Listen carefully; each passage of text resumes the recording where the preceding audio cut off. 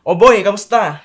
Ako nga pala si Johnny ng Pinoy Knows Tech. Napakaswerte mo. Napakaswerte nyo dahil manonood na lang kayo. Malalaman nyo na kung paano kayo mananalo ng Microsoft Surface Go. Ayaw mo pa niyan? Manonood ka na lang. Kaya please, huwag ka mawawala.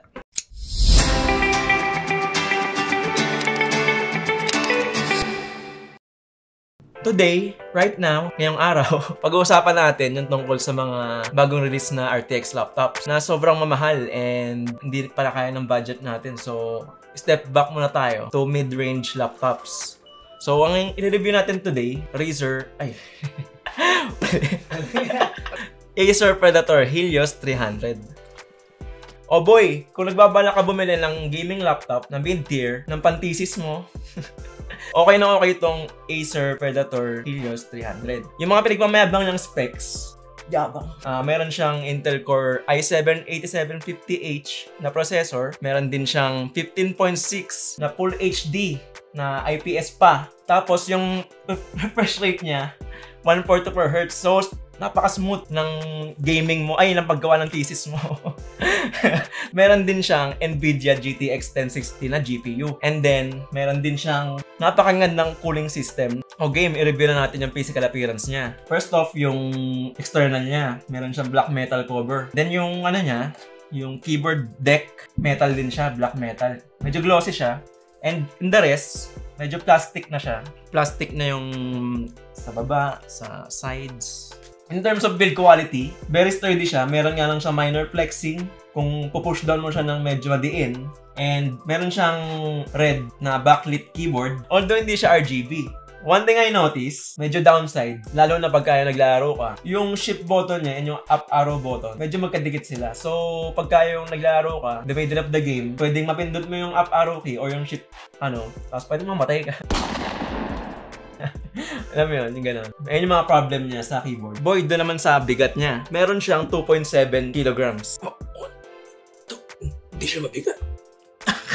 So anyway, sa left side niya, meron siyang Ethernet port. Meron siyang USB Type-C. Unfortunately, yung USB Type-C niya, hindi niya supported yung Thunderbolt 3. Hindi siya Thunderbolt 3. Meron siyang HDMI and USB 3.0. Meron din siyang SD card slot. Meron siyang power connector slot, dalawang USB 2.0 and yung 3.5mm audio jack. Punta naman tayo sa display ng laptop na to. So yung pinagmamayabang niya, one of its selling point, yung display. So meron siyang 15.6 inches na IPS widescreen full HD display. Ayun, meron siyang ganun. So, ibig sabihin, napaka-smooth pagka naglaro kayo ng competitive games like CSGO, Fortnite, Dota 2, PUBG. Although, wala siyang G-Sync. Pero bawing-bawi ka naman sa 144Hz na refresh rate. In terms of quality of speaker naman, okay lang naman yung output niya. Kaso nga lang, wala siyang bass. So, I prefer na mag-headphones kayo since nag-game naman kayo para marinig niyo yung footsteps and all. Kaso nga lang, hindi ko nasabi kanina na yung mic input niya and yung sa headphone jack niya, combined yun. So, dapat yung headphones nyo and yung mic in one, in one jack. So, in terms of quality ng webcam niya, tulad lang siya ng any other laptop webcams. Ayun, medyo maulan siya. Di siya the best kung mag-shoot ka ng video. Ganon. Tulad nga nito. Yan.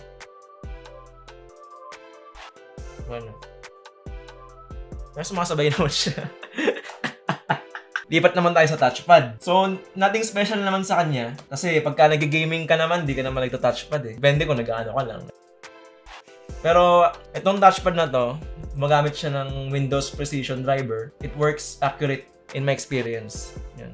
In terms of battery duration naman, kung casual activities lang naman yung gagawin nyo, like internet browsing or YouTube, matagal siya ng about 3 to 4 hours. Pero kung nag-gaming naman kayo, aabot siya ng 30 to 1 hour. So, huwag kayo mag-expect masyado ng sobrang tagal ng gaming. So, I suggest na kung mag-gaming kayo, make sure na nakasaksak siya. Take note guys, pagka yung mag-input kayo ng power or tatanggalin nyo, meron pala siyang unusual sound like this pagka tinanggal nyo.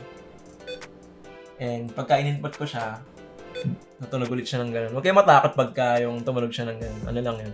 Indicator lang na nasaksak niya na siya or natanggal na.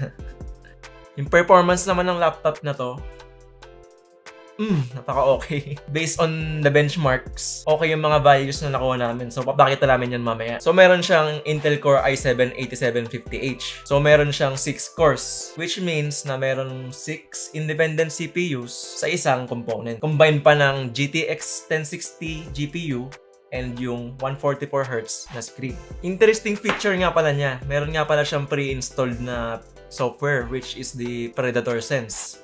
So, sa Predator Sense, pwede nating ma-control yung fan speed ng CPU or fan speed ng GPU.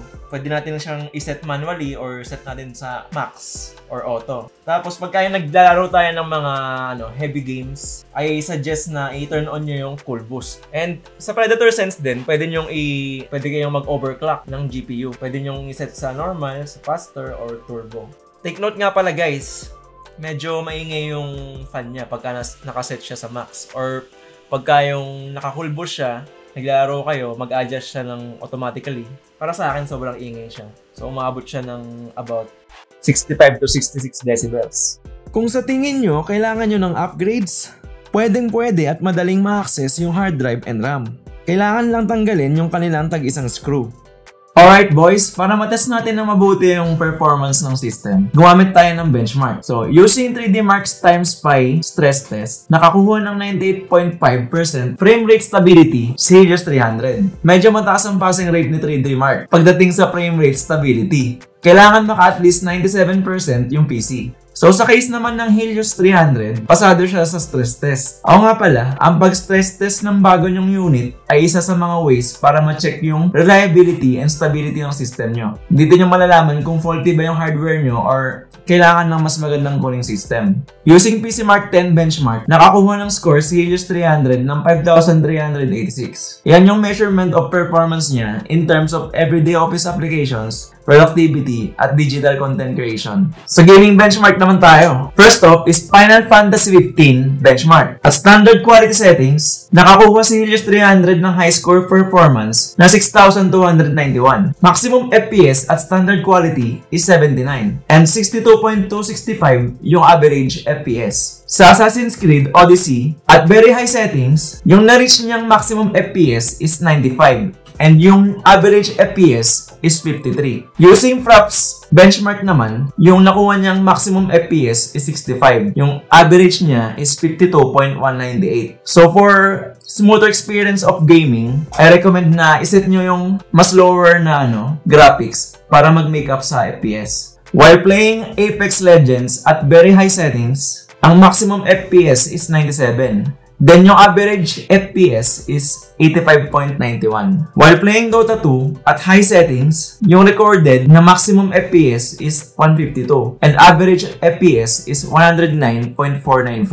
While playing CSGO at high settings, meron siyang 261 FPS at maximum and an average of 203.9 FPS. Lastly, sa Fortnite naman, at epic settings, meron siyang 128 maximum FPS and an average of 89.283. So anyway, if ever may issue about sa heating niya, merong pre-installed software which is Predator Sense. Pwede niyo man adjust yung fan, or kung heavy gamer kayo, I suggest na you should max yung fan rate and turn on yung Cool Boost. So sa kabuuan, itong Acer Predator Helios 300 2018 edition ay isa pa din sa must-have gaming laptop ngayong 2019. So for the price range na 76,000 to 88,000, meron na siyang 144Hz na screen na which is good for gaming, and yung yung color accuracy niya is excellent for creatives. Boy, oo nga pala, mamimigay kami ng mga cool gadgets every now and then. So this time, itong Microsoft Surface Go. Ang kailangan nyo lang gawin ay i-share tong video sa Facebook and Twitter.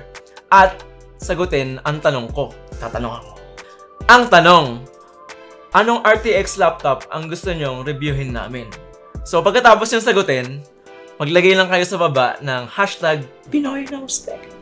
So kung nagustuhan nyo yung video, please like and subscribe. Hit nyo din yung bell button, katabi ng subscribe button dyan sa baba, para ma-notify kayo kung mag-upload kami next time ng video. Thank you for watching mga Kapinos, and GG!